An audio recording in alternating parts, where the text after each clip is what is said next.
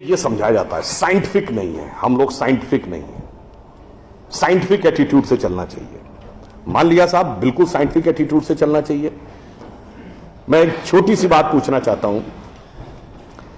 अभी एक विवाद आ गया था, उस विवाद पर नहीं जाना चाहता। जो वो हज का सब्सिडी खत्म हुई तो कुंभ मेले का विषय आ गया। कुंभ मेला हम सब जानते हैं। कुंभ मेले का एक एस्पेक्ट आप लोगों ने कभी ध्यान दिया है? कुंभ मेला कितने साल में एक बार पड़ता है? 12 साल में। 12 साल में एक बार क्यों पड़ता है?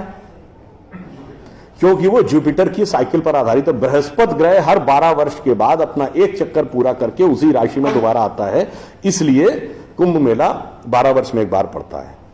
हजारों सालों से चला आ रहा है, ठीक है। तो इसका मतलब हमको पता था ना कि बृहस्पति की साइकिल 12 साल की है। इनको तो अभी 100 साल पहले पता चला कि बृहस्पति की साइकिल 12 साल की है। और उसके बाद हमको समझा दिया जाता है नहीं साहब, हम अनसाइंटिफिक थे। अब आप एक और बड़ी मजेदार बात देख लीजिए। सूर्य ग्रहण और चंद्र ग्रहण पड़ता है तो उसका डेट और टाइम कौन तय करता है? सरकार घोषणा करती है ना, टीवी पे आता है, रेडियो पे आता है, अखबार में आता है। किस बेस पे आता है? नासा की फिजिकल ऑब्जर्वेटरी बताती है कि फलां तारीख को इतने बज के इतने मिनट पे सूर्य ग्रहण या चंद्र ग्रहण पड़ेगा, सोलर इक्लिप्स और ल्यूनर इक्लिप्स। मगर ये बताइए 1950 से पहले तो नासा की ऑब्जर्वेटरी नहीं थी।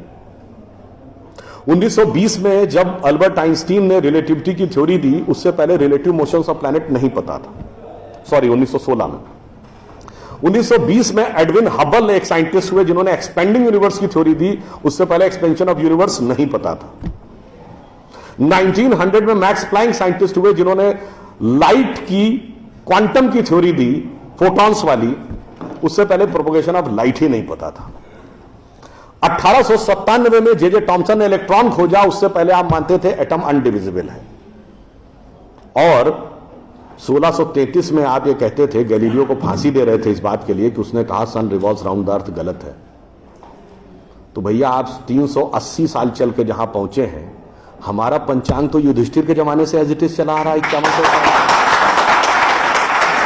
मतलब ये लॉजिक नहीं है, ये तो साइंटिफिक प्रूफ।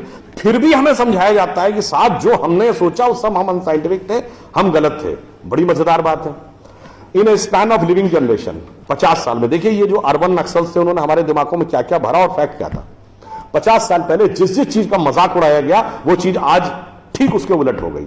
50 साल पहले कहते थे अरे यार, ये अगर खेती करनी है तो mechanise farming, chemical fertiliser use करो। गाय के गोबर से कोई खेती होती है? आदमी चांद पे पहुंच गया, तुम गाय के गोबर पे पड़े हो। आज नहीं, ऑर्गेनिक फार्मिंग की तरफ जाओ। 50 साल पहले क्या कहते थे? अरे भाई, ये जड़ी बूटियों फल पत्ती खाने से कोई इलाज होता है? नीम हकीम खतरा है जान। खाना है तो नई दवाएं खाओ, क्लोसिन, मेटासिन, टेरामाइसिन। आज आप क्या कहते हैं? नहीं, केमिकल नहीं, हर्बल मेडिसिन की तरफ जाओ।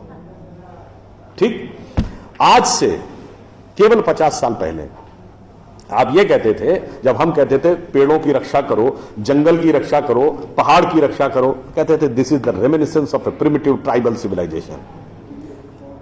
आज 1992 के रियो डी जेनेरो से लेकर 2009 के कोपेनहेगन से लेकर 2016 के पेरिस तक आप कहते हैं नेचर फ्रेंडली डेवलपमेंट करो। भैया सब कुछ उलटता जा रहा है। जो हमने कहा, जिसका आपने मजाक उड़ाया, वो सब कुछ सही होता जा रहा।